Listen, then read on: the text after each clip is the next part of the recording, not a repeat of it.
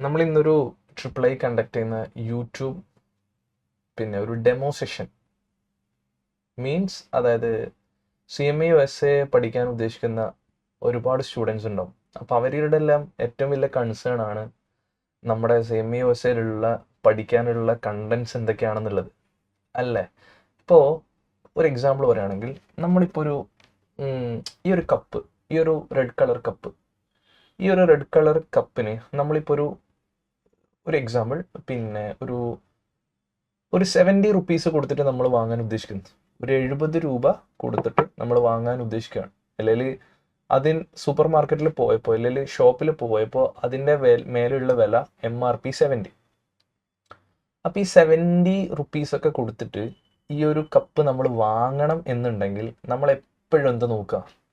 നമ്മളെപ്പോഴും ഫസ്റ്റ് നോക്കേണ്ടത് ഈ ഒരു പ്രൊഡക്റ്റ് പർച്ചേസ് ചെയ്യുമ്പോൾ ആ വാങ്ങുന്ന പ്രൊഡക്റ്റ് നമ്മൾക്ക് വേർത്താണോ, ഓർ എൻ്റെ കുറച്ച് ദിവസം എനിക്ക് കഴിഞ്ഞിട്ട് വീട്ടിൽ ഉപയോഗിക്കുമ്പോൾ എത്ര നാൾ യൂസ് ചെയ്യാൻ പറ്റും, ഇങ്ങനെയൊക്കെയുള്ള കുറച്ച്, ഞാൻ വളരെ നിസ്സാര എക്സാമ്പിൾ എടുത്തേ, ഇങ്ങനെയൊക്കെയുള്ള ചില ഫാക്ടേഴ്സൊക്കെ, അതായത് നമ്മൾ അൾട്ടിമേറ്റ്ലി ആ പ്രൊഡക്റ്റിൻ്റെ വേർത്ത് നോക്കിയിട്ടാണ് അതിന് പൈസ കൊടുക്കാൻ വില്ലിങ് ആവുക. ഇതേപോലെ ഈ ഒരു ഡെമോ സെഷനിൽ ഞാൻ ഉദ്ദേശിക്കുന്നത്, പിന്നെ നിങ്ങൾ CMA USA എന്ന് പറഞ്ഞ ഒരു കോഴ്സ് പഠിക്കാൻ വരികയാണ്. ബേസിക്കലി അതൊരു സർവീസാണ് ഓർ ഒരു പ്രൊഡക്റ്റ്. ആ സർവീസ് നിങ്ങൾ ഇപ്പോൾ ട്രിപ്പിൾ ഐയിൽ ചൂസ് ചെയ്യുന്ന സമയത്ത് നിങ്ങൾ എപ്പോഴും എന്തറിയണം, എല്ലാവരും നോക്കുക സോ കൺസേൺഡ് അബൌട്ട് എന്താ പറയുക, ഫീ സ്ട്രക്ചർ അല്ലെങ്കിൽ ലൊക്കേഷൻ, ഇൻസ്റ്റിറ്റ്യൂട്ട് എവിടെ വരുന്നത്, ലൊക്കേഷൻ, ഇങ്ങനെയൊക്കെയുള്ള കാര്യങ്ങൾ നോക്കിയിട്ടാണ്. പക്ഷേ വലിയൊരു മിസ്റ്റേക്കാണ്, നിങ്ങളൊരു കരിയറിലേക്കുള്ള ഒരു ടേണിംഗ് പോയിന്റ് പോലുള്ള ഒരു കോഴ്സ്, അതായത് വാട്ട് നെക്സ്റ്റ്, ഇവിടുന്ന് അങ്ങോട്ട് ഒരു വാട്ട് നെക്സ്റ്റ് എന്നതിന് ഒരു ഉത്തരം നിങ്ങൾക്ക് കിട്ടുകയാണ്.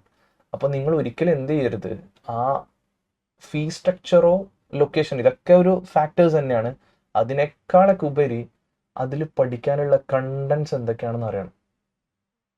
വിച്ച് മീൻസ് ആ കപ്പ് വാങ്ങുമ്പോൾ അത് എനിക്ക് വേർത്താണോ അല്ലയോ നോക്കിയത്, എനിക്ക് ഉപയോഗിക്കാൻ യൂസർ ഫ്രണ്ട്ലി ആണോ, കംഫർട്ടബിൾ ആണോ, എനിക്ക് ആ കളർ ഇഷ്ടപ്പെട്ടോ എന്നൊക്കെ നോക്കുന്ന പോലെ നമ്മൾ നോക്കേണ്ടത് ആ CMA USA എന്ന് പറഞ്ഞ ഒരു കോഴ്സിന് ജോയിൻ ചെയ്യുന്ന സമയത്ത് അതിലുള്ള കണ്ടൻസ്, സബ്ജക്റ്റ് എനിക്ക് ഇഷ്ടപ്പെടുന്ന രീതിയിലുള്ളതാണോ, അല്ലെങ്കിൽ എനിക്ക് വേർത്താവുന്നതാണോ, എൻ്റെ കരിയർ ചോയ്സ് ആയിട്ട് മാച്ചിങ് ആണോ എന്ന് നോക്കണം. അപ്പോൾ ഇതിൽ പഠിക്കുന്ന സബ്ജക്റ്റ് നോളജ് ഉണ്ടായാൽ തന്നെ നമ്മൾക്ക് കോഴ്സിനെ പറ്റിയുള്ള ഒരു ധാരണ വരും. പ്ലസ് നമ്മുടെ ഇൻട്രസ്റ്റഡ് ആയിട്ട്, അതായത് എപ്പോഴും ഒരു സർവീസ് അല്ലെങ്കിൽ ഒരു പ്രൊഡക്റ്റ് വാങ്ങുന്നതിന് മുന്നേ അതിനെപ്പറ്റി നമ്മൾ ഡീറ്റെയിൽ ആയിട്ട് അറിഞ്ഞു കഴിഞ്ഞാൽ നമ്മൾക്കത് കൂടുതൽ മെച്ചപ്പെട്ട എഫിഷ്യൻ്റായിട്ട് നമുക്ക് യൂസ് ചെയ്യാൻ പറ്റും. ആ ഒരു വ്യൂ പോയിന്റിൽ നോക്കുകയാണെങ്കിൽ ഈ ഒരു ഡെമോ ക്ലാസ് നമ്മൾക്കിപ്പോൾ CMA USA 2 പാർട്ടായിട്ട് പഠിക്കാനുണ്ട്. അതിൽ പാർട്ട് 2 എന്ന് മറ്റൊരു ഏരിയ ഉണ്ട്. അതിൽ എൻ്റെ ഒരു ഫേവറേറ്റ് സബ്ജക്റ്റും പ്ലസ് കൊമേഴ്സ് പ്രൊഫഷൻ ചൂസ് ചെയ്യുന്ന എല്ലാവർക്കും ഉള്ള ഒരു ആഗ്രഹമുള്ള ഒരു ഏരിയ ആണ്. അതായത് പഠിക്കാനും ചെയ്യാനും പ്രാക്ടിക്കലി ചെയ്യാനും. റീസൺ, ഈ സെക്ഷൻ്റെ പേര്, ഞാൻ ഉദ്ദേശിക്കുന്ന ഈ സെക്ഷൻ്റെ പേര് capital budgeting or investment decision എന്നാണ്. Capital budgeting or investment decision. ഇവിടെ എല്ലാവർക്കും, ഈ എസ്പെഷ്യലി കൊമേഴ്സ് സ്റ്റുഡൻസിന് എന്ന് വെച്ചിട്ട് നോൺ കൊമേഴ്സ് സ്റ്റുഡൻസ് ഇതിൽ എന്താണ് ഇൻക്ലൂഡഡ് അല്ല എന്നുള്ളൊരു കൺസേൺ അല്ല ഞാൻ പറയുന്നത്. പിന്നെ എല്ലാവർക്കും ഉള്ള ഒരു ആഗ്രഹമാണ് ബേസിക്കലി എന്തേലും ഒരു source of income through business, എന്തെങ്കിലും ഒരു ബിസിനസ്സിലൂടെ നമ്മൾക്കൊരു സംതിങ് എക്സ്ട്രാ ഒരു ഏണിങ്സ് വരുന്ന രീതിയിലുള്ള കാര്യങ്ങൾ ചെയ്യണം എന്നുള്ളത്. ഇവിടെ ഞാൻ വീണ്ടും പറയാണ്, ഞാൻ നേരത്തെ കപ്പിൻ്റെ എക്സാമ്പിൾ എടുത്ത പോലെ തന്നെ പറയാണ്, നിങ്ങൾ ഫസ്റ്റ് ബിസിനസ് തുടങ്ങുന്നതിന് മുന്നേ ആ ബിസിനസ്സിനെ പറ്റി നിങ്ങൾക്ക് ധാരണ ഉണ്ടാവണം. അതായത് നിങ്ങളെ ആ ബിസിനസ്സിനെ പറ്റിയുള്ള ഒരു വ്യക്തമായ ഒരു ഐഡിയ അല്ലെങ്കിൽ ഒരു പ്ലാൻ ഉണ്ടെങ്കിൽ മാത്രമേ നമ്മൾക്ക് ആ ബിസിനസ് എഫിഷ്യൻ്റായിട്ട് മുന്നോട്ട് കൊണ്ടുപോകാൻ പറ്റും.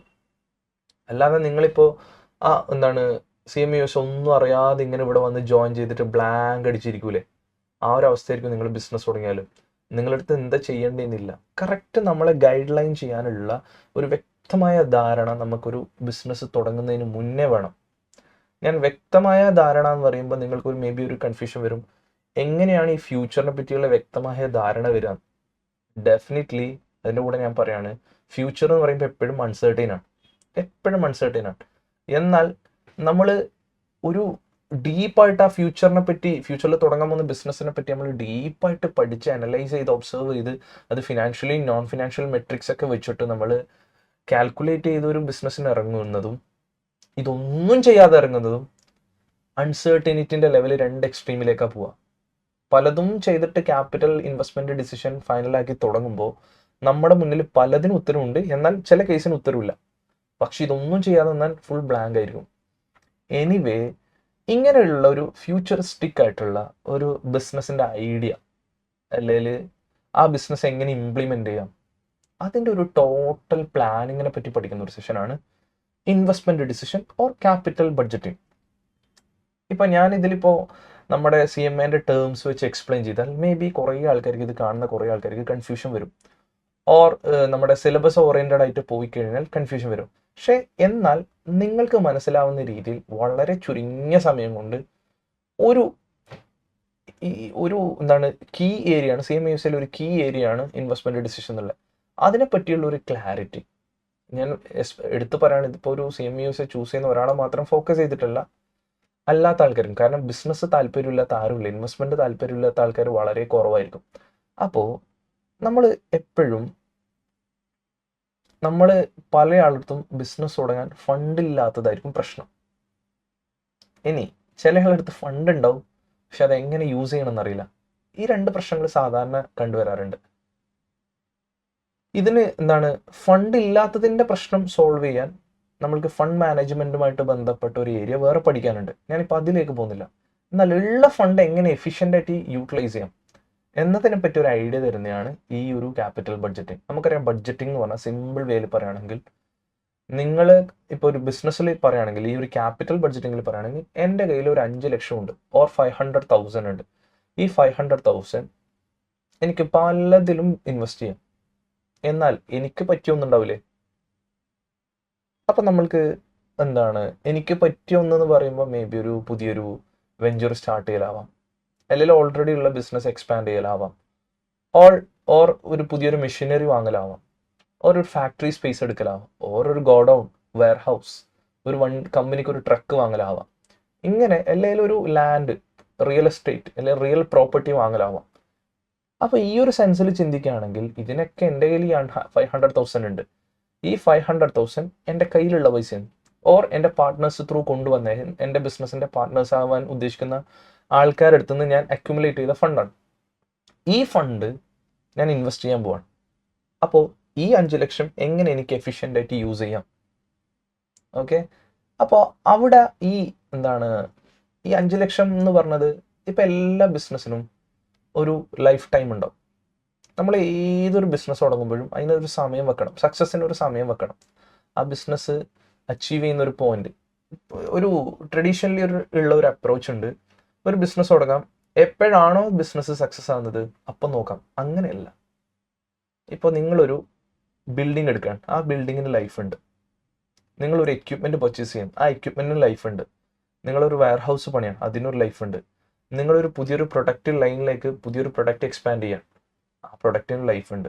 മേ ബി 5 ഇയർ ആവാം, 10 ഇയർ ആവാം, 20 ഇയേഴ്സ് ആവാം, ലോങ് ടേം ആവാം. മോസ്റ്റ് പ്രോബബ്ലി ലോങ് ടേം ആയിരിക്കും. അപ്പോൾ ഈ ഒരു പീരീഡ് ഓറിയൻറ്റഡ് ആയിരിക്കണം എപ്പോഴും നമ്മുടെ ബിസിനസ്സിൻ്റെ ഇൻവെസ്റ്റ്മെൻറ്റ് നമ്മൾ നോക്കി കാണേണ്ടത്. ബഡ്ജറ്റ് എപ്പോഴും, ഇപ്പം നിങ്ങൾ നോക്കി ഇപ്പോൾ ഗവൺമെൻറ്റിൻ്റെ ബഡ്ജറ്റ് അവതരിപ്പിക്കുമ്പോൾ ഒരു ടൈം സ്പാൻ ഉണ്ട്, അതിൻ്റെ ഉള്ളിലേക്കാണ്. ഇപ്പോൾ ഒരു ബിസിനസ്സിൻ്റെ യൂഷ്വലി ഇയർലി പ്ലാൻ ഉണ്ട്, 5 ഇയർ പ്ലാൻ ഉണ്ട്, ലോങ് ടേം പ്ലാൻ ഉണ്ട്, ഷോർട്ട് ടേം പ്ലാൻ ഉണ്ട്. നമ്മൾക്ക് അപ്പോൾ ഈ 5 ലക്ഷം ബിസിനസ്സിൽ ഇൻവെസ്റ്റ് ചെയ്യാന്നൊക്കെ പറഞ്ഞു കഴിഞ്ഞാൽ most probably long term plan ആയിരിക്കും. കാരണം ഈ 5 ലക്ഷം എന്ന് പറഞ്ഞാൽ അയാൾ ഇൻവെസ്റ്റ് ചെയ്യുന്നത് ബിൽഡിങ്ങിലോ ലാൻഡിലോ എക്യുപ്മെൻറ്റിലായിരിക്കും. ഇത് ചിലപ്പോൾ ബിസിനസ്സിൻ്റെ അടുത്ത കുറേ വർഷത്തേക്ക് നമുക്ക് ഉപയോഗിക്കാനുള്ളതായിരിക്കും. അപ്പോൾ ഓരോ വർഷവും അത് പ്രൊഡക്റ്റീവായിട്ട് യൂസ് ചെയ്യണം. അപ്പോൾ ഇതെങ്ങനെ പ്രൊഡക്റ്റീവായിട്ട് യൂസ് ചെയ്യാം, അതിൽ നിന്ന് എന്തൊക്കെ നമുക്ക് റവന്യൂസ് ജനറേറ്റ് ചെയ്യാം, അല്ലെങ്കിൽ ക്യാഷ് ഫ്ലോസ് എന്തൊക്കെ നമുക്ക് അതിൽ നിന്ന് എന്ത് ഫ്ലോ വരും, ഇങ്ങനെയൊക്കെയുള്ള കുറച്ച് കാര്യങ്ങൾ നിങ്ങൾക്കൊരു വളരെ ബേസിക് ആയിട്ടുള്ള ഒരു 3-4 എക്സാമ്പിൾ എടുക്കാം. എന്നിട്ട് ഒരു കൊമേഴ്സ് സ്റ്റുഡൻസ് അല്ലെങ്കിൽ അല്ലാത്ത സ്റ്റുഡൻസിനും എല്ലാവർക്കും മനസ്സിലാവുന്ന രീതിയിലുള്ള വേറൊരു സംഭവം കൂടി ഞാൻ കാണിച്ചു തരാം. എന്താണ് നിങ്ങൾക്കിതിൽ പഠിക്കാനുള്ളതെന്ന് ഒരു ഐഡിയ കിട്ടാൻ. അതായത് ഒരു എക്സാമ്പിൾ, നിങ്ങൾ ഡെഫിനേഷൻ ഒന്നും നോക്കണ്ട, എക്സാമ്പിൾസ് നോക്കുക.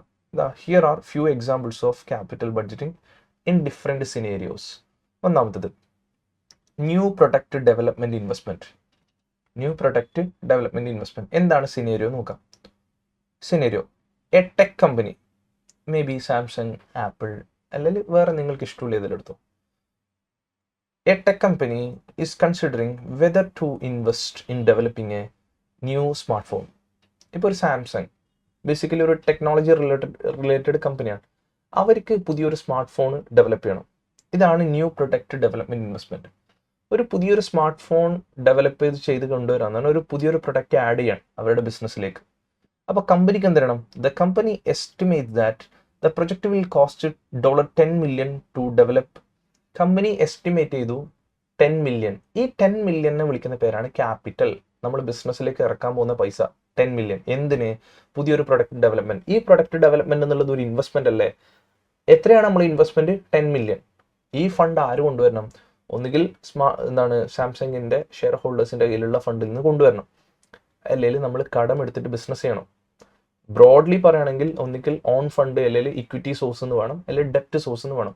ഇങ്ങനെ പറഞ്ഞാൽ മനസ്സിലാവുന്നില്ലെങ്കിൽ നമ്മുടെ കയ്യിൽ പൈസ വേണം, അല്ലെങ്കിൽ നമ്മൾ വേറൊരു സ്ഥലത്ത് നിന്ന് ഫിനാൻസ് ചെയ്ത് ഫണ്ട് അറേഞ്ച് ചെയ്യണം. എങ്ങനെയായാലും 10 million ആണ് എക്സ്പെക്ട് ചെയ്യുന്ന ഇൻവെസ്റ്റ്മെന്റ്.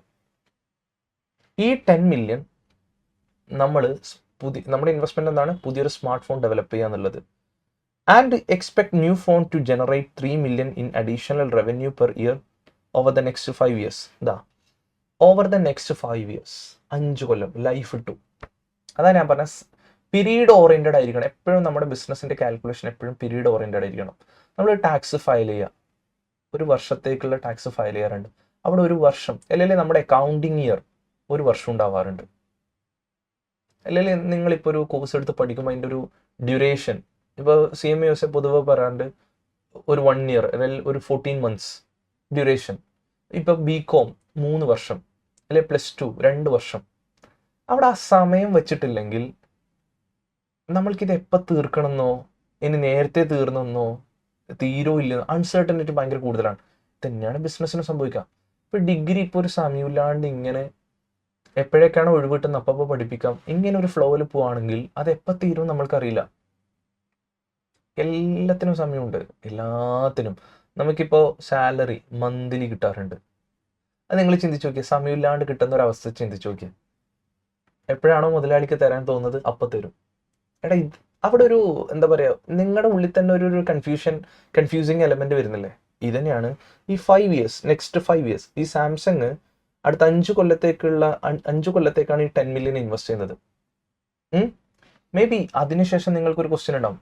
അതിനുശേഷം ഈ ഒരു സ്പെസിഫിക് പ്രൊജക്ട് ഡിസ്കണ്ടിന്യൂ ചെയ്യാം, എന്നിട്ട് നെക്സ്റ്റ് വേർഷനിലേക്ക് പോവാം. അത് വേറെ. നമ്മളിപ്പോൾ ഈ ഒരു 5 കൊല്ലത്തെ പ്ലാനിൽ അതിനെ പറ്റിയാണ് നമ്മൾ പറയുന്നത്. ദ കമ്പനി ഇവിടെ ഈ 10 million ഇൻവെസ്റ്റ് ചെയ്ത് കഴിഞ്ഞാൽ നമ്മൾക്ക് ഇയർലി 3 million റവന്യൂ ഇനത്തിൽ ജനറേറ്റ് ചെയ്യും. അതായത് ഈ ഉണ്ടാക്കുന്ന മൊബൈൽ ഫോൺ വിറ്റ് നമുക്ക് സെയിൽസിലൂടെ ഇയർലി 3 million. അങ്ങനെ 5 കൊല്ലം, first year 3 million, second year 3 million, third year 3 million, fourth year 3 million, fifth year 3 million. പിന്നെ റവന്യൂ മാത്രം വരില്ല എന്ന് എനിക്കും അറിയാം, നിങ്ങൾക്കും അറിയാം. The company also expect the phone to require an additional 500,000 in annual operating cost.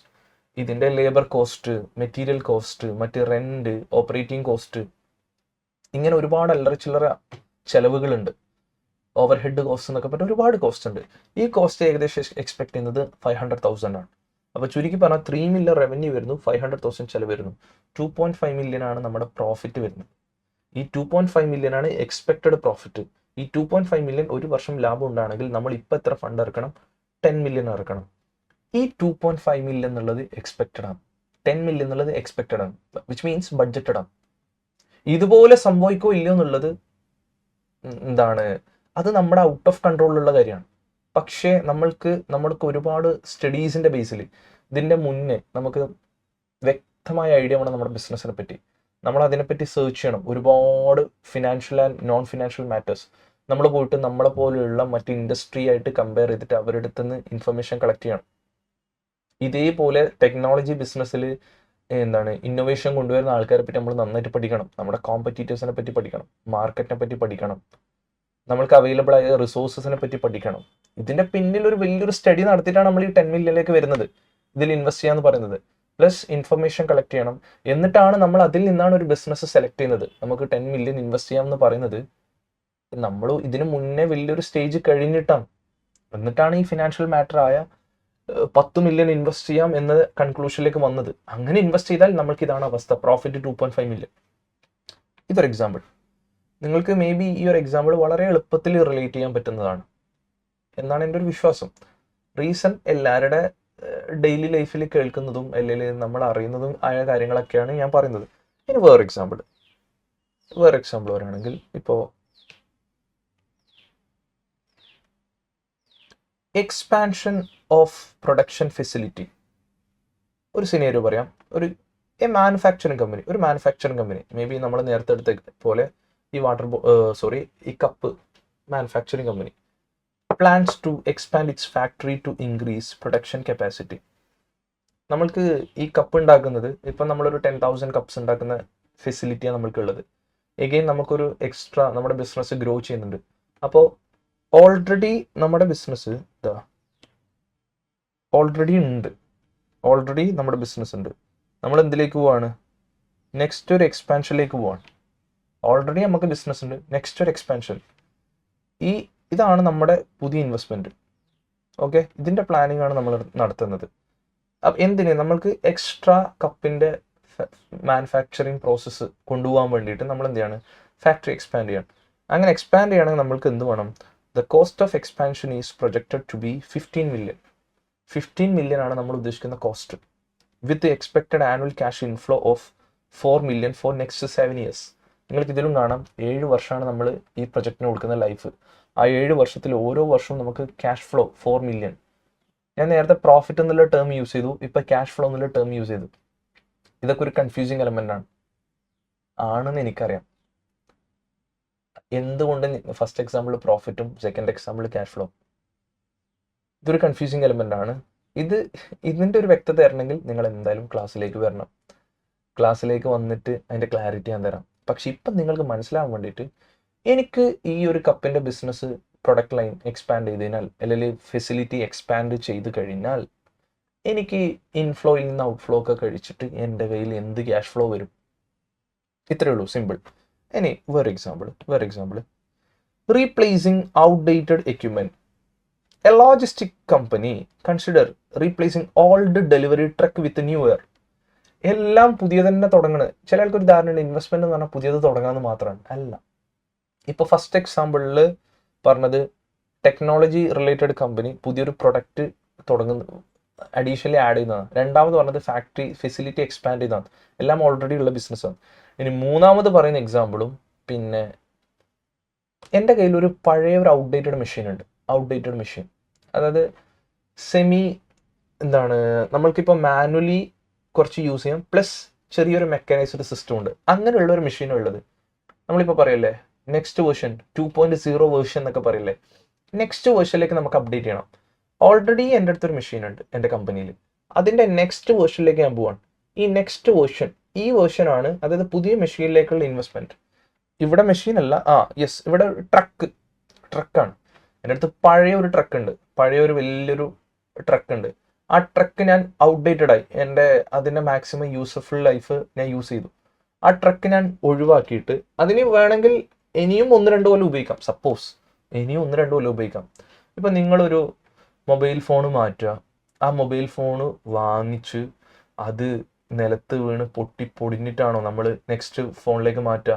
അല്ല. നമ്മൾക്ക് അപ്ഡേറ്റ് ചെയ്യണം തോന്നിക്കഴിഞ്ഞാൽ നല്ല ഫോൺ എടുത്ത് നമ്മൾ അപ്ഡേറ്റ് ചെയ്യും. ഇപ്പോൾ ഒരു ആ കാറ് ക്രാഷ് ചെയ്ത് ഫുൾ തവിട് പൊടിയായാൽ മാത്രമാണോ നമ്മൾ വേറെ കാർ മേടിക്കുക? അല്ല. നമ്മൾക്കൊരു ഘട്ടം കഴിയുമ്പോൾ നെക്സ്റ്റ് വേർഷനിലേക്ക് പോകണം തോന്നുമ്പോൾ നമ്മൾ കാർ മാറ്റും. ഇതേപോലെ ഈ ബിസിനസ് ഓൾഡ് ട്രക്ക് മാറ്റണം എന്ന് അവർക്ക് തോന്നുകയാണ്. ആ ഓൾഡ് ട്രക്കിന് ഇനിയും ലൈഫ് ഉണ്ട്, 1, 2, 3 കൊല്ലം ഇനിയും ഉപയോഗിക്കാം. പക്ഷെ അതെടുത്ത് ഒഴിവാക്കുന്നു. പുതിയ ട്രക്ക് വരുന്നു. ഈ പുതിയ ട്രക്ക് എന്നുള്ളത് ഇൻവെസ്റ്റ്മെന്റ് ആണ്. പഴയ ട്രക്കിന് ക്യാരിങ് കപ്പാസിറ്റി ഉണ്ട്, പുതിയ ട്രക്കിന്റെ ക്യാരിങ് കപ്പാസിറ്റി മേ ബി കൂടുതലാവാം. ഇനി പോട്ടെ, നമുക്ക് ഇവിടുത്തെ case study more fuel efficient model എന്ന് പറഞ്ഞാൽ പഴയ ട്രക്ക് കൺസ്യൂം ചെയ്യുന്ന ഫ്യൂൽ കോസ്റ്റിനേക്കാൾ കുറച്ചും കൂടി എഫിഷ്യൻ്റ് ആണ് പുതിയ ട്രക്ക്. ഇവിടെ ഫ്യൂൽ കോസ്റ്റ് സേവിങ്സാണ് വരുന്നത്.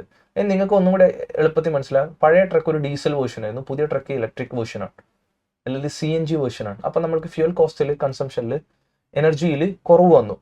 The new truck cost 2 million. Extra ഈ പുതിയ ട്രക്കിന് 2 മില്യൺ വേണം. And the company expect to save 500,000 annually in fuel and maintenance cost. ഈ പഴയ ട്രക്കായിട്ട് കമ്പയർ ചെയ്യുമ്പോൾ പുതിയ ട്രക്കിൽ നിന്ന് ഒരു 500,000 ആനുവലി കോസ്റ്റ് സേവിങ്സ് ഉണ്ട്.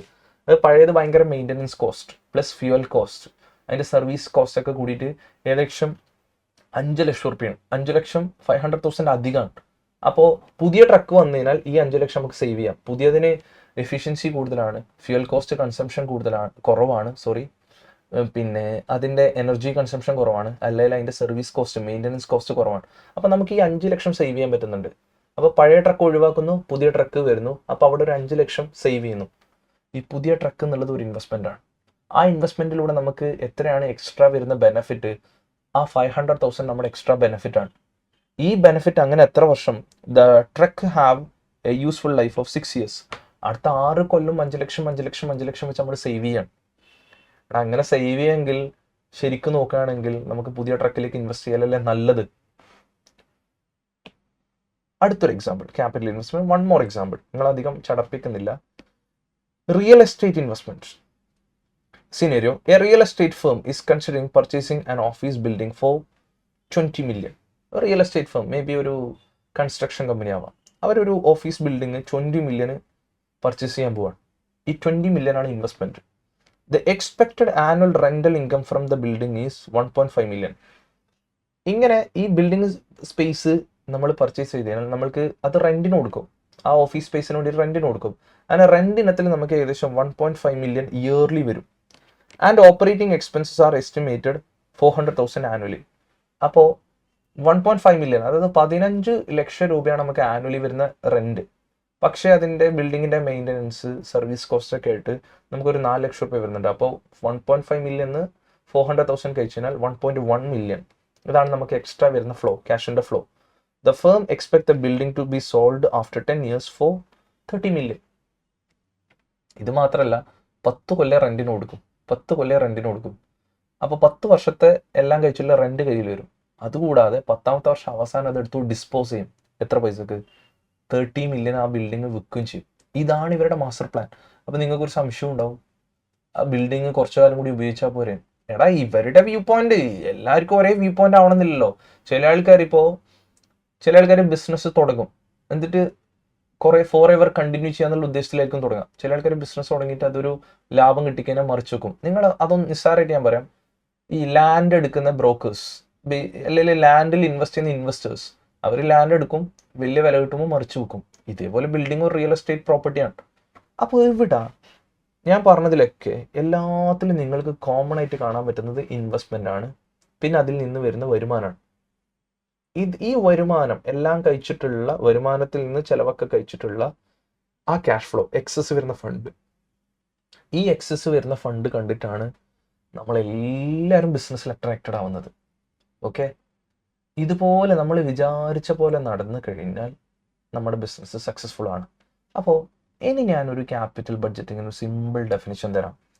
Capital budgeting is the process of planning ആണ്, ഫ്യൂച്ചറിസ്റ്റിക് ആണ്, ഭാവിയിൽ ചെയ്യാൻ പോകുന്ന കാര്യം അഡ്വാൻസ് ആയിട്ട് ചെയ്യുന്നതാണ്. And evaluating investment in long term assets. Capital എന്ന് പറഞ്ഞാൽ തന്നെ ഇതിലിപ്പോൾ എല്ലാം ലോങ് ടേം ആണ്. ലോങ് ടേം എന്ന് പറഞ്ഞാൽ മോർ ദാൻ 1 year. നമ്മൾ ട്രക്ക് എടുക്കുന്നതാവട്ടെ, പുതിയ ഫെസിലിറ്റി എക്സ്പാൻഡ് ചെയ്യുന്നതാവട്ടെ, അല്ലെങ്കിൽ ഔട്ട്ഡേറ്റഡ് മെഷീൻ മാറ്റുന്നതാവട്ടെ, എല്ലാം ലോങ് ടേം ഇൻവെസ്റ്റ്മെന്റ് ആണ്. നമ്മൾ അത് ഇവാലുവേറ്റ് ചെയ്യും or project to determine whether they are worth pursuing. നമ്മൾ വിചാരിക്കുന്ന പോലെ അതിൽ നിന്ന് നമുക്ക് ബെനിഫിറ്റ് കിട്ടുമോ, വർത്ത് നമ്മൾ ഉദ്ദേശിച്ച പോലെ വാല്യൂ നമുക്ക് തിരിച്ചു കിട്ടുമോ. It helps. ക്യാപിറ്റൽ ബഡ്ജറ്റ് നമ്മൾ എന്നെ ഹെൽപ്പ് ചെയ്യുക businesses assess potential projects or investment in to. അതായത് നമ്മൾ ഉദ്ദേശിക്കുന്ന ഭാവിയിൽ ചെയ്യാൻ പോകുന്ന പൊട്ടൻഷ്യൽ ആയിട്ടുള്ള പ്രൊജക്ട് അല്ലെങ്കിൽ ഇൻവെസ്റ്റ്മെന്റ്, അതിൽ to ensure they align with company goals and generate positive return. എല്ലാവരുടെ ഉദ്ദേശം എന്താടാ, നമ്മൾ വിചാരിച്ച പോലെ ലാഭകരമാണ്, എക്സസ് ഫണ്ട് ആ ബിസിനസ്സിൽ നിന്ന് വരണം. ഓക്കെ, ഇതിനെ പറ്റിയുള്ള ഒരു കംപ്ലീറ്റ് ഇവാലുവേഷൻ ആണ് ക്യാപിറ്റൽ ബഡ്ജറ്റിങ്ങിൽ പഠിക്കുന്നത്. അപ്പോൾ നിസ്സാരമായിട്ട് പറഞ്ഞു കഴിഞ്ഞാൽ ക്യാപിറ്റൽ ബഡ്ജറ്റിംഗ് എന്ന് പറഞ്ഞു കഴിഞ്ഞാൽ ലോങ് ടേം പ്രൊജക്റ്റിനെ പറ്റിയുള്ള ഒരു കംപ്ലീറ്റ് ഗൈഡ് ലൈൻ തരിക, അല്ലെങ്കിൽ പ്ലാനിങ് തരിക, ബഡ്ജറ്റിംഗ് തരിക ബിഫോർ ഇൻവെസ്റ്റിംഗ്. ക്യാപിറ്റൽ ബഡ്ജറ്റിംഗ് അത് മാത്രമല്ല, travel through whole life of the project. ഒരു പ്രൊജക്റ്റിന് 5 കൊല്ലം ഉണ്ടെങ്കിൽ 5 വർഷം ഓരോ നമ്മൾ ഇൻവെസ്റ്റ്മെന്റ് ഉണ്ടാവും. ചില പ്രൊജക്റ്റിന് തുടക്കത്തിൽ ഇൻവെസ്റ്റ്മെന്റ് ഉണ്ടാവും, ഇപ്പോൾ ഒരു എക്സാമ്പിൾ പറയുകയാണെങ്കിൽ തുടക്കത്തിൽ ഞാൻ ഒരു പ്രൊജക്റ്റിന് വേണ്ടിയിട്ട് 5 ലക്ഷം ഇട്ടു. പിന്നെ ഒരു 3 വർഷം കഴിഞ്ഞിട്ട് ടോട്ടൽ ലൈഫ് 5 കൊല്ലം. ഞാനൊരു വേറെ രീതിയിൽ പറഞ്ഞുതരാം. അതായത് ഞാൻ തുടങ്ങാൻ പോകുന്ന പ്രൊജക്റ്റിന് ഇപ്പോൾ ടോട്ടൽ 5 വർഷം ലൈഫ്, ടോട്ടൽ 5 വർഷം ലൈഫ്. അതിൻ്റെ 0th ഇയറിൽ ഞാൻ ഒരു 500,000 ഇട്ടു. ഓക്കെ, പിന്നെ ഫസ്റ്റ് ഇയർ ഉണ്ട്, സെക്കൻഡ് ഇയർ ഉണ്ട്, തേർഡ് ഇയർ ഉണ്ട്, ഫോർത്ത് ഇയർ ഉണ്ട്, അതുപോലെ 5th ഇയർ. ഞാൻ ഇടക്കാലത്തൊരു 100,000 ഇട്ടു. 100,000. സത്യം പറഞ്ഞാൽ എൻ്റെ പ്രൊജക്റ്റിൻ്റെ ടോട്ടൽ ഇൻവെസ്റ്റ്മെൻറ്റ് എത്രയാണ്? 600,000 ആണ്, 6 ലക്ഷം. അതിൽ കുറച്ച് പൈസ നല്ലൊരു ശതമാനം ആദ്യം ഇട്ടു, പിന്നെ കുറച്ച് പൈസ ഇടക്കാലത്തിട്ടു. അപ്പോൾ ഈ 5 ലക്ഷം തുടങ്ങിയിട്ട് അങ്ങനെ 1ാമത്തെ വർഷം കഴിഞ്ഞു, 2ാമത്തെ വർഷം കഴിഞ്ഞു, 3ാമത്തെ വർഷം കഴിഞ്ഞു. അതിൽ ഓരോ വർഷവും നമുക്ക് ക്യാഷ് ഫ്ലോസ് ഉണ്ടാവും. എന്നിട്ട് അത് കഴിഞ്ഞിട്ട് നമ്മൾ അവിടെ നിന്ന് അങ്ങോട്ട് ബിസിനസ് എല്ലാം സിംഗിൾ പ്ലാൻ ആണ്. അവിടെ നിന്ന് അങ്ങോട്ട് ഒരു 1 more ഇൻവെസ്റ്റ്മെന്റ് വരെ, അല്ലെങ്കിൽ ഫ്യൂച്ചർ ഇൻവെസ്റ്റ്മെന്റ്, അല്ലെങ്കിൽ അഡീഷണൽ ക്യാപിറ്റൽ ഇൻവെസ്റ്റ്മെന്റ്. എന്തിനെ? ടു ഫോളോ നമ്മുടെ ഫസ്റ്റത്തെ 5 ലക്ഷത്തിനെ ഫോളോ ചെയ്തുകൊണ്ട് എക്സ്ട്രാ ഒരു 1 ലക്ഷം വരാണ്. ആ 1 ലക്ഷം വരുമ്പോൾ ബിസിനസ് ഒന്നും കൂടി നെക്സ്റ്റ് പൊസിഷനിലേക്ക് പോവാണ്. നമ്മുടെ ടോട്ടൽ പ്ലാൻ അവിടെയാണ് വർക്കൗട്ട് ആവുന്നത്. അങ്ങനെ നമ്മൾക്ക് 5 കൊല്ലം ബിസിനസ് റൺ ചെയ്താൽ എന്ത് നെറ്റ് ബെനിഫിറ്റ് എന്ത് കിട്ടും? ഈ ഒരു ഡിസിഷൻ എടുക്കണം. അപ്പോൾ ഇവിടെ പ്രശ്നം എന്താ വെച്ച് കഴിഞ്ഞാൽ, നമ്മൾക്കിതിപ്പോൾ വായന കൊണ്ട് പറയാൻ ഭയങ്കര എളുപ്പമാണ്, എക്സാമ്പിൾ പ്രൂവ് ചെയ്യാൻ ഭയങ്കര എളുപ്പമാണ്. പക്ഷെ പ്രാക്ടിക്കലി ബിസിനസ് ഇത് മച്ച് മോർ കോംപ്ലിക്കേറ്റഡ് ആണ്. ഒരു യൂഷ്വലി ഉള്ളൊരു സേ ഉണ്ട്, അതായത് ഒരു ബിസിനസ്സിനെ പറ്റി നല്ല രീതിയിൽ വ്യക്തമായ ഒരു പ്ലാൻ ചെയ്ത് നമ്മൾ തുടങ്ങാൻ പോയി കഴിഞ്ഞാൽ 50% ഡൺ എന്ന് പറയാറുണ്ട്. അതായത് ഒരു ബിസിനസ് തുടങ്ങുന്നതിന് മുന്നേ വ്യക്തമായ ധാരണ, അതിൻ്റെ ഒരു ഗൈഡ് ലൈൻ നമ്മൾ ഉണ്ടാക്കി കഴിഞ്ഞാൽ നമ്മളൊരു 50% ചെയ്ത പോലെയാണ്. ബാക്കി 50%ആണ് നമ്മൾ പ്രാക്ടിക്കലി പ്രൂവ് ചെയ്യേണ്ട ആവശ്യമുള്ളൂ, റിയലി ആക്ച്വലി പ്രൂവ് ചെയ്യേണ്ട ആവശ്യമുള്ളൂ. അപ്പോൾ ഇവിടെ ഈ 5 ലക്ഷം എന്നൊക്കെ പറയുമ്പോൾ, അല്ലെങ്കിൽ 1 ലക്ഷം എന്നൊക്കെ പറയുമ്പോൾ നമ്മൾക്ക് കേൾക്കുമ്പോൾ സുഖമുള്ള പരിപാടിയാണ്. പക്ഷേ ഇയർലി അതിൽ നിന്ന് ജനറേറ്റ് ചെയ്യുന്ന ക്യാഷ് ഫ്ലോൻ്റെ എബിലിറ്റി അത് നമ്മൾക്ക് അറിയണമെങ്കിൽ, ട്രൂ പ്രോഫിറ്റ് അല്ലെങ്കിൽ പൊട്ടൻഷ്യൽ അറിയണമെന്നുണ്ടെങ്കിൽ നമ്മൾ റിയലി തുടങ്ങണം. പക്ഷെ അതിന് മുന്നേ നമ്മൾ എന്ത് ചെയ്യാണ്? കംപ്ലീറ്റ് റിസർച്ച് ചെയ്ത് അത് ഇൻവെസ്റ്റ് ചെയ്യുന്നതിന് മുന്നേ വ്യക്തമായൊരു പ്ലാൻ ഉണ്ടാക്കുകയാണ്. ഇതാണ് സിമ്പിളി ക്യാപിറ്റൽ ബഡ്ജറ്റിങ്ങിന് ഒരു ഇൻട്രൊഡക്ഷൻ. അപ്പം ഇതിൽ നമ്മളിങ്ങനെ പൈസ കിട്ടും. ഓക്കെ, നമ്മൾ എന്ത് ചെയ്തു? അതായത് മുതലാളി എന്ത് കൊണ്ടുവന്നു? മുതലാളി പൈസ കൊണ്ടുവന്നേ. അതായത് മുതലാളി ക്യാപിറ്റൽ കൊണ്ടുവന്നു. ക്യാപിറ്റൽ എത്ര കൊണ്ടുവന്നു? ടോട്ടൽ 5ഉം 6 ലക്ഷം കൊണ്ടുവന്നു. 6 ലക്ഷം കൊണ്ടുവന്നു. എന്നിട്ട് നമ്മൾ ഒരു എക്സാമ്പിൾ എടുത്തത് ഓഫീസ് സ്പേസിൻ്റെ ബിൽഡിംഗ് എടുക്കുന്നത്. അപ്പോൾ ബിൽഡിംഗ്. ഓക്കെ, വേറൊരു എക്സാമ്പിൾ എടുത്തത് നമ്മൾ ഒരു ട്രക്ക് വാങ്ങുന്നത്. വേറെ എക്സാമ്പിൾ ഫാക്ടറി എക്സ്പാൻഡ് ചെയ്യുന്നത്. ഫാക്ടറി എക്സ്പാൻഷനാണ്. അല്ലെങ്കിൽ എന്താണ് വേറൊരു എക്സാമ്പിൾ പറഞ്ഞത് മെഷീൻ്റെ എക്സ്പാൻഷനാണ്. അപ്പം മെഷീനറി. വേറൊരു എക്സാമ്പിൾ പറഞ്ഞത് ലാൻഡ് എടുക്കുന്നതാണ്. അങ്ങനെ ഈ 6 ലക്ഷം ഒന്നുകിൽ ഇതിൽ ഇൻവെസ്റ്റ് ചെയ്തു, അല്ലെങ്കിൽ ഇതിൽ. ഇനിയിപ്പോൾ നിങ്ങൾക്ക് നിസ്സാരമായിട്ട് പറയണം, നമുക്ക് എന്ത് ചെയ്യാം? ഒരു ബിസിനസ്സിന് വേണ്ടി ബിൽഡിംഗ് എടുത്തു, ട്രക്ക് എടുത്തു, മെഷീനറി എടുത്തു, ലാൻഡ് എടുത്തു. അങ്ങനെ ടോട്ടൽ 6 ലക്ഷം ഡോളേഴ്സാണ് ഞാൻ മൊത്തം ഇൻവെസ്റ്റ് ചെയ്തു. ഈ 6 ലക്ഷത്തിനെ വിളിക്കുന്ന പേരാണ് ക്യാപിറ്റൽ. ഈ ഒരു ഭാഗത്തിനെ വിളിക്കുന്ന പേരാണ് സിംപിളി ഫിക്സഡ് അസറ്റ്സ്. അല്ലേ? ഫിക്സഡ് അസറ്റ്സ് എന്ന് പറഞ്ഞാൽ long term assets. More than 1 ഇയറിലേക്കുള്ള ബിൽഡിംഗ് 1 വർഷത്തേക്കല്ല, ട്രക്ക് 1 വർഷത്തേക്കല്ല, മെഷീനറി 1 വർഷത്തേക്കല്ല, ലാൻഡ് 1 വർഷത്തേക്കല്ല. മോർ ദാൻ 1 ഇയറിലേക്കുള്ള ഇൻവെസ്റ്റ്മെന്റിനെ വിളിക്കുന്ന പേരാണ് ഫിക്സഡ് അസറ്റ്സ്. അപ്പോൾ മുതലാളി ക്യാപിറ്റൽ കൊണ്ടുവന്നു, ഫിക്സഡ് അസറ്റിൽ ഇൻവെസ്റ്റ് ചെയ്തു. അങ്ങനെയാണ് 6 ലക്ഷം.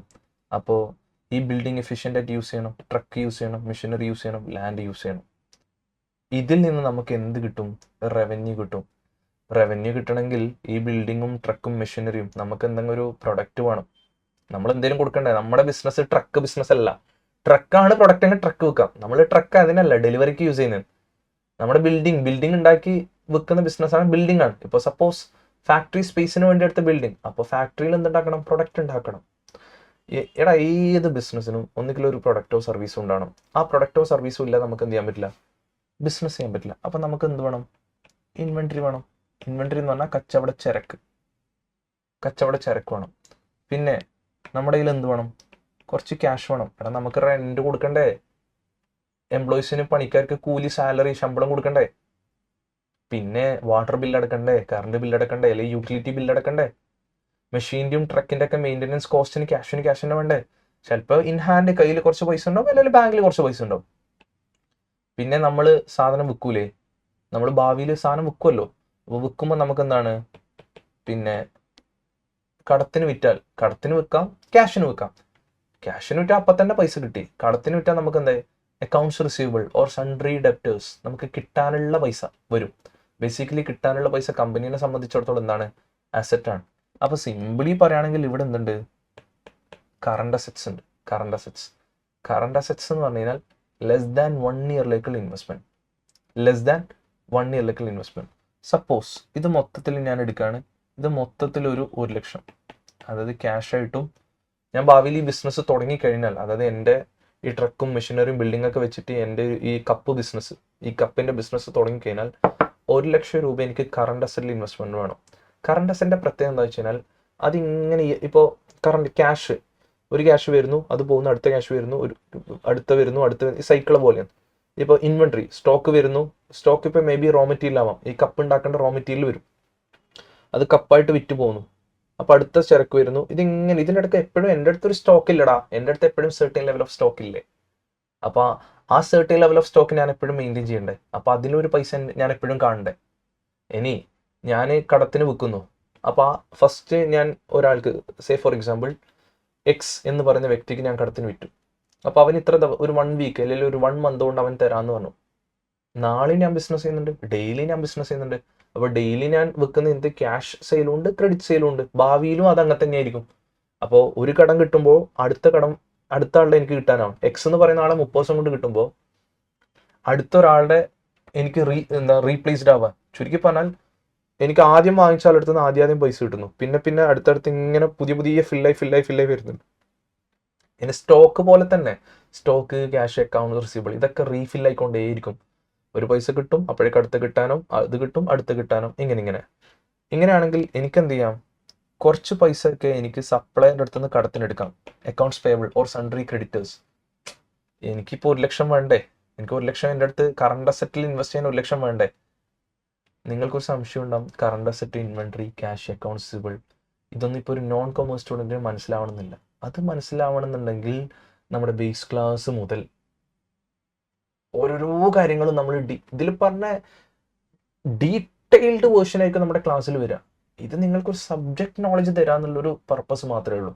അപ്പോൾ നമ്മൾക്ക് സപ്ലൈറിൻ്റെ അടുത്തുനിന്ന് കുറച്ച് പൈസ കടത്തിനെടുക്കാം, ഒരു 20,000 രൂപ. അല്ലെങ്കിൽ short term bank loan less than 1 ഇയറിലേക്ക് ബാങ്കിൽ നിന്ന് ഒരു 30,000 എടുക്കാം. ടോട്ടൽ നമുക്ക് എത്ര കിട്ടി, 50,000. ഇതിനെ വിളിക്കുന്നവരാണ് കറന്റ് ലാബിലിറ്റി. കറന്റ് ലാബിലിറ്റി എന്ന് പറഞ്ഞാൽ വിത്തിൻ എ ഇയർ, ഒരു കൊല്ലം കൊണ്ട് നമ്മൾ അടച്ചു വിട്ടേണ്ട ബാധ്യത. ഓക്കെ, അപ്പോൾ current assets minus current liability. Current asset എത്രയാണ്, ഞാൻ എൻ്റെ 1 ലക്ഷം, അതിൽ കറന്റ് ലാബിലിറ്റി എത്രയുണ്ട്, 50,000. അതായത് ഈ 1 ലക്ഷം രൂപേൻ്റെ കറണ്ട് അസറ്റ് ഉണ്ടെങ്കിൽ മാത്രമേ എനിക്ക് അവിടെ കപ്പ്, എൻ്റെ അടുത്ത് ഫിക്സഡ് അസറ്റ് ഉണ്ട്, മെഷീനറി ഉണ്ട്, ലാൻഡ് ഉണ്ട്, ട്രക്ക് എല്ലാം റെഡിയാണ്, ക്യാപിറ്റൽ മൊത്തം ഇൻവെസ്റ്റഡ് ആണ്. പക്ഷേ ഇനി ഞാൻ അതിൽ പ്രൊഡക്റ്റ് പ്രൊഡ്യൂസ് ചെയ്യണം. അതിൽ പ്രൊഡക്റ്റ് പ്രൊഡ്യൂസ് ചെയ്യാൻ റോ മെറ്റീരിയൽ വേണം. റോ മെറ്റീരിയൽ വെച്ച് പണിയെടുക്കണമെങ്കിൽ പണിക്കാർ വേണം. പണിക്കാരുണ്ടാകുമ്പോൾ അവർക്ക് ഫെസിലിറ്റേറ്റിംഗ് കോസ്റ്റ് വരും, അല്ലെങ്കിൽ അവരുടെ വാട്ടർ ബില്ല്, അക്കോമഡേഷൻ, ഇങ്ങനെയൊക്കെയുള്ള കുറേ കോസ്റ്റ് ഉണ്ട്. ഇതിനൊക്കെ എനിക്ക് ക്യാഷ് വേണം. എടാ നിസ്സാരമായിട്ട് ചിന്തിക്ക്, എൻ്റെ കമ്പനിയിലേക്ക് ഞാൻ പറഞ്ഞ പോലെ മെഷീൻ വന്ന് ആ മെഷീനിൽ ഇങ്ങനെ നോക്കി നിന്നാൽ പണി നടക്കുമോ? ഇല്ല. ആ മെഷീനിൽ പണി നടക്കണമെന്നുണ്ടെങ്കിൽ ആ മെഷീൻ എന്താണോ പ്രൊഡ്യൂസ് ചെയ്യുന്നത് അതിനാവശ്യമായ റോ മെറ്റീരിയൽ അതിന് കൊടുക്കണം. ആ റോ മെറ്റീരിയൽ എന്ന് പറഞ്ഞാൽ സ്റ്റോക്ക് അല്ല, ചരക്ക് ഉണ്ടാക്കാൻ ആവശ്യമായ ഇൻഗ്രീഡിയൻസ്, ഗുഡ്സ് ഉണ്ടാക്കാൻ, ഇൻവെന്ററി. അപ്പൊ ഞാൻ എന്ത് വേണം, ഇതെല്ലാം വാങ്ങണ്ടേ? അതാണ് ഞാൻ പറഞ്ഞത് കറണ്ട് അസറ്റ് 1 ലക്ഷം. അതിൽ കുറച്ച് പൈസന്റെ സ്റ്റോക്ക് വേണം. എനിക്ക് കപ്പിന്റെ പ്ലാസ്റ്റിക് എടുക്കണം, അതിന്റെ കളർ എടുക്കണം, കെമിക്കൽ കണ്ടന്റ് എടുക്കണം, കപ്പാണ് ഉണ്ടാക്കുന്നതെങ്കിൽ. പിന്നെ അപ്പോൾ ഇൻവെന്ററി കുറച്ച് വാങ്ങണം. ഈ 1 ലക്ഷത്തിൽ ഇൻവെന്ററി ഉണ്ട്, പ്ലസ് കുറച്ച് പൈസ എൻ്റെ അടുത്ത് കയ്യിൽ ക്യാഷ് ആയിട്ട് വേണം. ഇതും ഈ 1 ലക്ഷത്തിൽ വേണം, ക്യാഷ് ആയിട്ട് വേണം. കാരണം എനിക്ക് ഡെയിലി പല ചെലവുണ്ടാവും, അതൊക്കെ മീറ്റ് ചെയ്യണം, ക്യാഷ് വേണം. പിന്നെ അങ്ങനെ ചുരുക്കി പറഞ്ഞാൽ കറണ്ട് അസറ്റിൽ എനിക്ക് ഒരു 1 ലക്ഷം രൂപ ഇൻവെസ്റ്റ്മെന്റ് വേണം. അതിൽ 50,000 എനിക്ക് കടം എടുക്കാം. എവിടുന്നൊക്കെ കടം എടുക്കാം? ബാങ്കിൽ നിന്ന് ഷോർട്ട് ടേം ബാങ്ക് ലോൺ എടുക്കാം. അല്ലെങ്കിൽ നിങ്ങൾക്ക് മനസ്സിലാവുന്ന രീതിയിൽ പറയാൻ സപ്ലൈൻ്റെ അടുത്ത് റോ മെറ്റീരിയൽ സപ്ലൈ ചെയ്യുന്ന ആൾക്കാരോട് കടത്തിന് റോ മെറ്റീരിയൽ എടുത്തിട്ട് പിന്നെ പൈസ കൊടുക്കുന്ന രീതിയിൽ എടുക്കാം. ഇപ്പൊ ചുരുക്കി പറഞ്ഞാൽ അങ്ങനെ ഒരു ടോട്ടൽ എനിക്ക് അസറ്റായിട്ട് 1 ലക്ഷം വേണം, അതിൽ 50,000 എനിക്ക് കടം സോഴ്സിൽ നിന്ന് കിട്ടി, എന്നാലും എനിക്ക് ബാക്കി 50,000 വേണ്ടേ? അതായത് ഈ 50,000 എനിക്ക് കടമായിട്ട് കിട്ടിയിട്ടുള്ളൂ, ഈ 50,000 ഞാൻ കൊണ്ടുവരണ്ടേ? എന്നാലല്ലടാ 1 ലക്ഷം ആവും. 50 + 50 1 ലക്ഷം അല്ലേ? 50,000 എനിക്ക് ഷോർട്ട് ടേം സോഴ്സ് എന്ന് പറഞ്ഞാൽ കറന്റ് ലാബിലിറ്റി സോഴ്സ് നിന്ന് കിട്ടി. 50,000 ഞാനും കൊണ്ടുവന്നു. ഈ ഞാൻ എന്ന് പറഞ്ഞാൽ ആരാണ്? മുതലാളി. അപ്പൊ ഞാൻ ക്യാപിറ്റലിന് പുറമെ 50,000 കൂടി കൊണ്ടുവരണം. ഈ 50,000 വിളിക്കുന്ന പേരാണ് വർക്കിംഗ് ക്യാപിറ്റൽ. അതായത് current assets minus current liabilities equal to working capital. Working capital എന്ന് പറഞ്ഞാൽ, അതായത് നിങ്ങൾക്ക് ഇങ്ങനെയൊന്നും പറഞ്ഞാൽ മനസ്സിലാവും. ഞാൻ വേറൊരു നിസ്സാര എക്സാമ്പിൾ എടുത്തുതരാം. എന്താണ്, ഞാനൊരു ഇൻസ്റ്റിറ്റ്യൂട്ട് തുടങ്ങി. ഒരു CMUSന്റെ ഒരു ഇൻസ്റ്റിറ്റ്യൂട്ട് തുടങ്ങി. ഒരു 50 സ്റ്റുഡൻസ് വന്നു. ഒരു 50 സ്റ്റുഡൻസ് വന്നു. ഈ 50 സ്റ്റുഡൻസിൻ്റെ അടുത്ത് നിന്ന് ഞാനൊരു പിന്നെ ടോട്ടൽ ഫീസായിട്ട് ഞാനൊരു 45 ലക്ഷം രൂപ ഞാൻ കളക്ട് ചെയ്തു. സപ്പോസ് ഒരു 45 lakhs റുപ്പീസ് ഞാൻ കളക്ട് ചെയ്തു ടോട്ടൽ ഫീസ്. ഞാൻ കുട്ടികളോട് പറഞ്ഞത് 1 വർഷത്തെ കോഴ്സാന്ന് പറഞ്ഞിട്ടാണ് കുട്ടികളുടെ അഡ്മിഷൻ എടുത്തത്. അപ്പോൾ 1 വർഷത്തേക്കുള്ള ഫീസാണ് ഞാൻ നിങ്ങളോട് ടോട്ടൽ ഓരോ കുട്ടീൻ്റെ അടുത്തും കളക്ട് ചെയ്ത് അങ്ങനെ മൊത്തം 45 ലക്ഷമാണ് എൻ്റെ ഫീ കളക്ഷൻ. ഇതാണ് എൻ്റെ വരുമാനം, റവന്യൂ. ഈ അവിടെ 45 ലക്ഷം രൂപേൻ്റെ ഫീസ് കളക്ട് ആവണമെങ്കിൽ ഞാൻ ആദ്യം ക്യാപിറ്റൽ കൊണ്ടുവന്നിട്ട് ലാൻഡ് എടുക്കണം, ബിൽഡിംഗ് എടുക്കണം. ഇനി കുട്ടികൾക്ക് പിക്കപ്പും ഡ്രോപ്പിനും വേണ്ടിയിട്ട്, അവരെ ഡ്രോപ്പ് ചെയ്യാനൊക്കെ വേണ്ടിയിട്ട് വണ്ടി, ബസ് വേണം, ബസ്, അല്ലെങ്കിൽ വാൻ ആണെങ്കിൽ വാന്, അങ്ങനെയൊക്കെ. പിന്നെ ഇൻസ്റ്റിറ്റ്യൂട്ടിൽ ഫേർണിച്ചർ, ബിൽഡിങ്, അതുപോലെ AC ഒക്കെ സെറ്റാക്കി ഇൻവെസ്റ്റ് ചെയ്തു. ഇതാണ് ക്യാപിറ്റൽ ഇൻവെസ്റ്റ്മെന്റ്. ഒക്കെ സെറ്റാണ്, ബിൽഡിംഗ് സെറ്റാണ്, ഒക്കെ നെയിം ബോർഡൊക്കെ വെച്ചു, ഇൻസ്റ്റിറ്റ്യൂട്ടിന് പേരൊക്കെ ഇട്ട് കുട്ടികൾ വന്നു. അങ്ങനെ ഒരു 50 കുട്ടികൾ ഫസ്റ്റ് ബാച്ചിലേക്ക് വന്നു. ടോട്ടൽ 45 ലക്ഷം രൂപ ഞാൻ കളക്ട് ചെയ്തു. ഇനി ഫീസ് നിങ്ങൾക്ക് എളുപ്പത്തിന് വേണ്ടിയിട്ട് ഒരു 1 ടൈം പേയ്മെന്റ് ആണെന്ന് വിചാരിക്കുക. അപ്പോൾ കുട്ടികളൊക്കെ ഫീസ് അടിച്ചു എളുപ്പത്തിന് വേണ്ടിയിട്ട്. കുറച്ചും കൂടി സിംപ്ലിഫൈ ചെയ്യാം എക്സാമ്പിൾ. ഇനി ഞാൻ നിങ്ങൾക്ക് എന്ത് തരണം? ക്ലാസ് തരണം. ഈ ക്ലാസ് തരുമ്പോൾ നിങ്ങൾ തന്ന ഫീസിൽ ഒരു പോർഷൻ അവിടെ പഠിപ്പിക്കാൻ വരുന്ന ടീച്ചറിന്റെ സാലറിയാണ്, അവിടുത്തെ കോർഡിനേറ്റേഴ്സിന്റെ സാലറിയാണ്, അവിടുത്തെ അഡ്മിഷൻ ടീമിന്റെ സാലറിയാണ്, മാർക്കറ്റിംഗ് ടീമിന്റെ സാലറിയാണ്. ഇങ്ങനെ സാലറി ഇനത്തിൽ തന്നെ വലിയൊരു എമൗണ്ട് പോകും. ഇനി നിങ്ങൾ ഇരിക്കുന്ന ക്ലാസ് റൂമിന്റെ റെന്റ് ഒരു പോർഷൻ വരും, ഓഫീസ് സ്പേസിന്റെ റെന്റ് ഒരു പോർഷൻ വരും. ഇതെല്ലാം നിങ്ങളുടെ ഫീസ് എന്നാണ് ഞാൻ കൊടുക്കേണ്ടത്.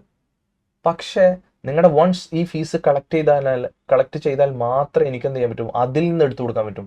അപ്പോൾ അതിന് മുന്നേ എനിക്ക് നിങ്ങൾ വരുന്നതിന് മുന്നേ ഇവിടെ ബിൽഡിംഗ് റെഡി ആയിരിക്കണം. അപ്പോൾ ആദ്യത്തെ കുറച്ച് നാളത്തെ റെന്റ് എനിക്ക് എന്ത് ചെയ്യേണ്ടി വരും? ഞാൻ കയ്യിൽ നിന്ന് എടുക്കേണ്ടി വരും. അപ്പോൾ എൻ്റെ അടുത്ത് തുടങ്ങുമ്പോൾ ക്യാപിറ്റലും ബിൽഡിംഗ് ഒക്കെ ഉണ്ട്, റെന്റ് കൊടുക്കാൻ ആദ്യത്തെ മാസം പൈസ ഇല്ല. മേ ബി നിങ്ങളുടെ ഫീസ് കംപ്ലീറ്റ് പിരിഞ്ഞു വന്നില്ലെങ്കിൽ നമുക്ക് അതിൽ നിന്ന് കൊടുക്കാം. എല്ലാ കുട്ടികളും പ്രോപ്പറായിട്ട് ഓൺ ടൈം അടച്ചിട്ടുണ്ടെങ്കിൽ അതിൽ നിന്ന് കൊടുക്കാം. എങ്ങനെ നോക്കിയാലും അതിൽ നിന്ന് ഒരു പോർഷൻ വർക്കിംഗ് ക്യാപിറ്റൽ അല്ലേ? വർക്കിംഗ് ക്യാപിറ്റൽ എന്ന് പറഞ്ഞാൽ ഞാൻ ഇറക്കി കംപ്ലീറ്റ് ഇൻവെസ്റ്റ്മെന്റ് ഇല്ലേ, 6 ലക്ഷം, ഈ ഇൻസ്റ്റിറ്റ്യൂട്ട് തുടങ്ങാൻ 6 ലക്ഷം ഇല്ലേ, അല്ലെങ്കിൽ $6 ലക്ഷം, അല്ലെങ്കിൽ നിങ്ങൾ എമൗണ്ട് എത്രയാന്ന് വെച്ച് എടുത്തോ. ഇപ്പൊ ചെറിയ എമൗണ്ട് ആയിട്ട് ചിലർക്ക് കൺഫ്യൂഷൻ വേണ്ട. ഞാൻ ഈ ഇൻസ്റ്റിറ്റ്യൂട്ടിന് വേണ്ടിയിട്ട് മൊത്തം ഒരു ഫണ്ട് ഇൻവെസ്റ്റ് ചെയ്തിട്ടുണ്ട്. ആ ഫണ്ടിൽ ഒരു പോർഷൻ ഞാൻ വർക്കിംഗ് ക്യാപിറ്റൽ ഇൻവെസ്റ്റ്മെന്റ് ആയിരിക്കും. വർക്കിംഗ് ക്യാപിറ്റൽ എന്ന് പറഞ്ഞാൽ എനിക്ക് റെന്റ് കൊടുക്കാൻ ഒരു പൈസ വേണം, കറണ്ട് ബില്ലടക്കാൻ പൈസ വേണം. അതിങ്ങനെ ഒരു ഘട്ടം കഴിഞ്ഞാൽ നിങ്ങളുടെ ഫീസിൽ നിന്ന് കളക്ട് ചെയ്ത് എനിക്ക് കൊടുക്കാൻ പറ്റും. ഈ 45 ലക്ഷത്തിൽ നിന്ന് കൊടുക്കാൻ പറ്റും. 45 ലക്ഷത്തിന് കൊടുക്കാൻ പറ്റും. അപ്പൊ അവിടെ കൊടുക്കുന്ന സമയത്ത് ഇപ്പോൾ ഞാൻ എന്ത് ചെയ്തെന്ന് വെച്ച് കഴിഞ്ഞാൽ നിങ്ങളുടെ ഫീസൊക്കെ കളക്ട് ചെയ്തിട്ട് ഞാൻ എന്ത് ചെയ്തു? ഫസ്റ്റ് ബാച്ചിലെ 50 കുട്ടികൾ നല്ല ഉഷാറാണെന്ന് എല്ലോ എന്ന് വെച്ചിട്ട് ഞാൻ എന്ത് ചെയ്തു? എൻ്റെ ഓവർ കോൺഫിഡൻസിന്റെ പുറത്ത് ഞാൻ ഈ കളക്ട് ചെയ്ത ഫീസിൽ നിന്ന് നല്ലൊരു ശതമാനം എമൗണ്ട് എടുത്തിട്ട്, നല്ലൊരു പെർസെൻറ്റേജ് ഓഫ് എമൗണ്ട് എടുത്തിട്ട് ഞാൻ എന്ത് ചെയ്തു? വേറെ ഏതൊരു സ്റ്റോക്ക് മാർക്കറ്റിലോ അല്ലെങ്കിൽ വേറൊരു ബിസിനസ്സിൽ, വേറൊരു പോർട്ട്ഫോളിയോയിൽ ഞാൻ എന്ത് ചെയ്തു? ഇൻവെസ്റ്റ് ചെയ്തു. സത്യം പറഞ്ഞാൽ ഫീസിൽ നിന്ന് ഇവിടുത്തെ കുട്ടികളുടെ പിന്നെ വെള്ളത്തിന്റെ ബില്ലും കറണ്ട് ബില്ലും ടെലികോളേഴ്സിന്റെ സാലറി ഇതൊക്കെ കൊടുക്കാനുണ്ട്. ഞാൻ ആ ഫണ്ട് എടുത്തിട്ട് അങ്ങനെ തന്നെ മറിച്ചു, റോൾ ചെയ്തു. ആദ്യത്തെ 3-4 മാസം ഇൻസ്റ്റിറ്റ്യൂട്ട് അങ്ങനെ പോകും, കുറച്ച് പൈസ ഉണ്ടല്ലോ. പിന്നീട് അങ്ങോട്ട് എൻ്റെ അടുത്ത് ഫാക്കൾട്ടിക്ക് കൊടുക്കാൻ സാലറി ഇല്ല, സാലറി കൊടുക്കാൻ പൈസ ഇല്ല. കുട്ടികളുടെ നിന്ന് ഇനിയും കളക്ട് ചെയ്യാൻ പറ്റുമോ? ഫീസിൽ പിന്നെയും ഇതെന്താ വാങ്ങിച്ചു കൊടുക്കല. റെന്റ് കൊടുക്കാൻ പൈസ ഇല്ല, വാട്ടർ ബില്ല് അടക്കാൻ പൈസ ഇല്ല, കറണ്ട് ബില്ല് അടക്കാൻ പൈസ ഇല്ല, സൂപ്പർവൈസർ അല്ലെങ്കിൽ മറ്റ് മാനേജേഴ്സിന്റെ സാലറി ഒന്നും കൊടുക്കാൻ എൻ്റെ അടുത്ത് പൈസ ഇല്ല. ഞാനിങ്ങനെ പിന്നെ തരാൻ കുറച്ച് നാൾ പിടിച്ചേക്കാം.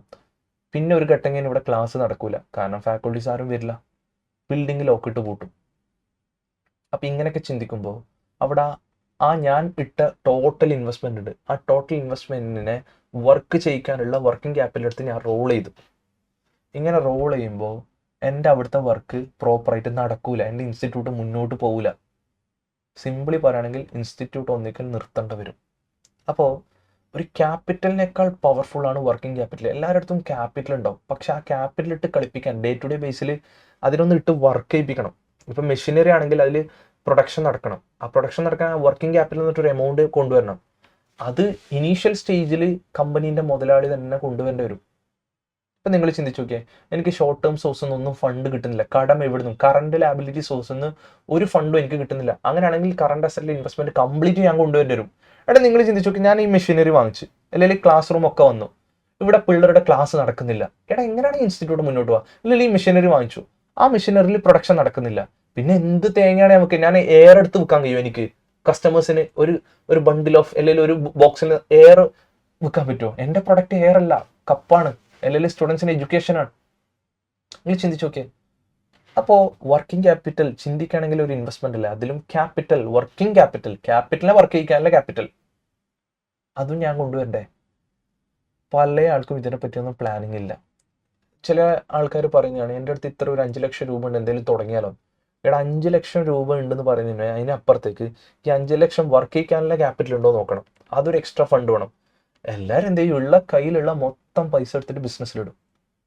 എന്നിട്ട് എല്ലാം കാണാൻ അടിപൊളി സെറ്റപ്പുള്ള ബിൽഡിംഗ് ഒക്കെ ഉണ്ടാവും, പക്ഷെ അതിൽ ഓപ്പറേറ്റ് ചെയ്യാനുള്ള ഇനീഷ്യൽ ഫണ്ട് നമ്മുടെ കയ്യിൽ കാണില്ല. പിന്നീട് ബിസിനസ് ഒന്ന് ട്രാക്കിലായി കഴിഞ്ഞാൽ ബിസിനസ് തന്നെ നമുക്ക് വർക്കിംഗ് ക്യാപിറ്റൽ കറക്കി എടുക്കാൻ പറ്റും. പക്ഷെ തുടക്കത്തിൽ നമ്മുടെ മുന്നിൽ ഈ ഒരു പ്ലാനിങ്ങിൽ ഈ ഫണ്ടും കൂടി വേണ്ടേ അല്ലേ? അപ്പോൾ ഇവിടെ നിങ്ങൾക്ക് മനസ്സിലാവും ഇൻവെസ്റ്റ്മെന്റിനെ പറ്റി വ്യക്തമായ ഒരു ധാരണ ഈ സെക്ഷനിലുണ്ട്. ഇനി ഞാൻ നിങ്ങൾക്ക് വേറൊരു സാധനം പറയാം.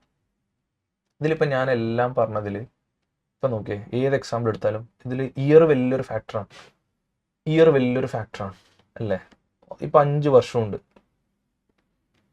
ഇപ്പോൾ ഞാൻ ഈ എടുത്ത എക്സാമ്പിളിൽ 5 വർഷമുണ്ട്.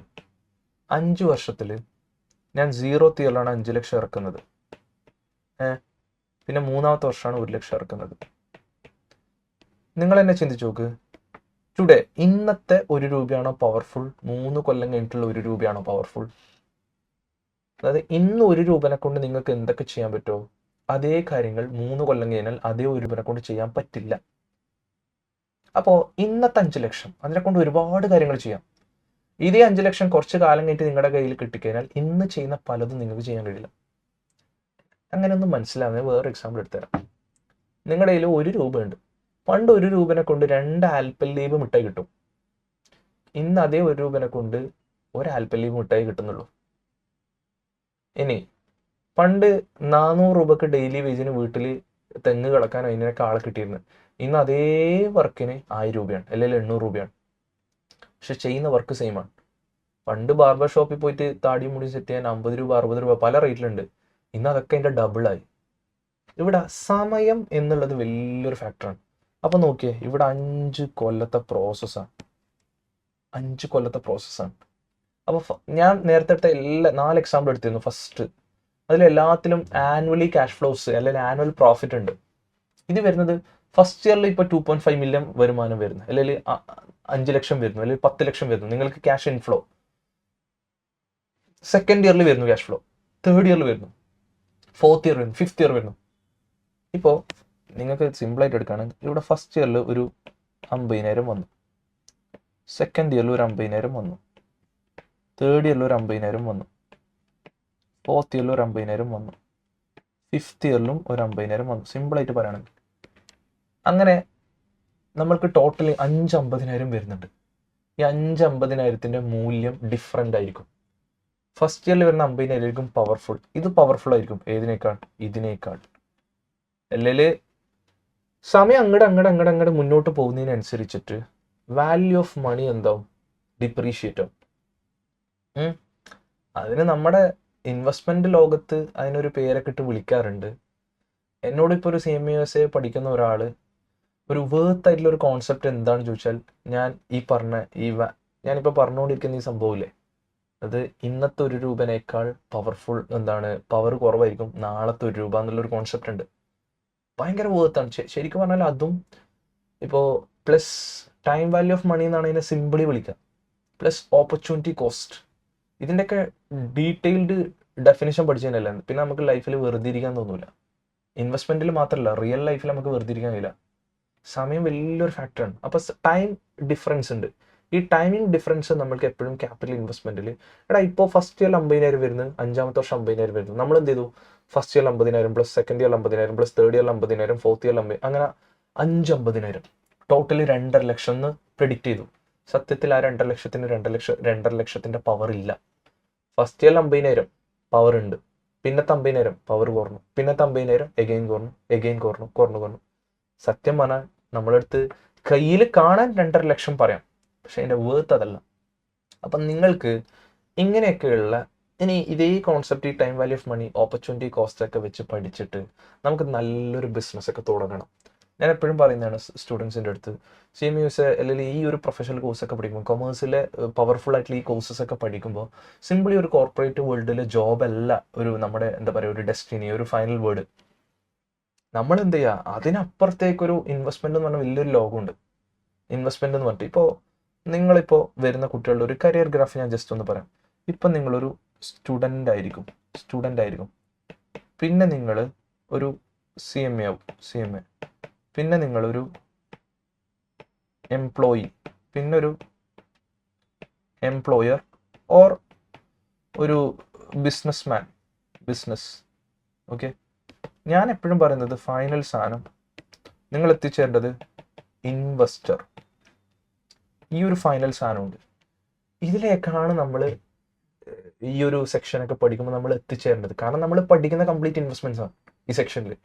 അപ്പോൾ ഇൻവെസ്റ്റർ എങ്ങനെ പ്രൊഡക്റ്റീവായിട്ട്, സമയബന്ധിതമായിട്ട്, ടൈം വാല്യൂ ഓഫ് മണി അധികം നഷ്ടപ്പെടാത്ത രീതിയിൽ, ഓപ്പർച്യൂണിറ്റി കോസ്റ്റ് അധികം പോകാത്ത രീതിയിൽ, കോസ്റ്റ് ഓഫ് ക്യാപിറ്റൽ നമുക്ക് കിട്ടുന്ന രീതിയിൽ, അല്ലെങ്കിൽ ആക്യുറേറ്റ്ലി നമുക്ക് കോസ്റ്റ് ഓഫ് ക്യാപിറ്റൽ റിഫ്ലക്ട് ചെയ്യുന്ന രീതിയിൽ, നമ്മുടെ റിസ്കിനനുസരിച്ചുള്ള റിട്ടേൺ കിട്ടുന്ന രീതിയിൽ നമ്മൾക്ക് എങ്ങനെ ഒരു ബിസിനസ് തുടങ്ങാം. ഞാൻ ഈ പറഞ്ഞ പല ടേംസും പല ആൾക്കും പരിചയം ഉണ്ടാവണമെന്നില്ല. അപ്പോൾ നമുക്ക് ബാക്കി ഏരിയ നമുക്ക് എന്ത് ചെയ്യാം, ക്ലാസ്സിൽ വെച്ചിട്ട് ഡീറ്റെയിൽ ആയിട്ട് ഇത് പഠിക്കാം. ഇതിൻ്റെ ഒരുപാട് പ്രോബ്ലംസും ഇതിൻ്റെ പിന്നിലുള്ള ഓരോ തിയറിയും. ഫൈനലി നമുക്ക് എന്ത് പറയാം, ഒരു ബിസിനസ് തുടങ്ങണമെങ്കിൽ എങ്ങനെ പ്ലാൻ ചെയ്യാം എന്നതിൻ്റെ ഒരു വ്യക്തമായ ഒരു ഉത്തരം, ആ വാട്ട് നെക്സ്റ്റ് എന്നുള്ള ക്വസ്റ്റ്യൻ്റെ ഉത്തരവില്ലേ, അത് കിട്ടുന്ന രീതിയിൽ നമുക്ക് ക്ലാസ് റൂമിൽ വെച്ച് പഠിക്കാം. Okay, that's all. Thank you.